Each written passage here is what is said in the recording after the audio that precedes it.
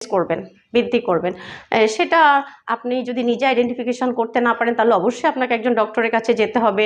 সেটা কি আপনি এক্সারসাইজ করে করবেন, না রোদে গিয়ে করবেন, না ডেলি আপনাকে 30 থেকে 40 মিনিটস সূর্যের আলো থেকে যে ভিটামিন ডি আমরা পাচ্ছি সেটা থেকে টেস্টোস্টেরন হরমোন লেভেলটা তৈরি হয়, আপনি কি সেটার মাধ্যমে করবেন, না সাপ্লিমেন্ট কোনো ফুডের মাধ্যমে, বা আপনার খাদ্যাভ্যাস চেঞ্জ করে, লাইফস্টাইল চেঞ্জ করে, সেটা আপনার ডক্টর আপনাকে আইডেন্টিফিকেশন করে দিবে আপনার প্রবলেমগুলো জেনে।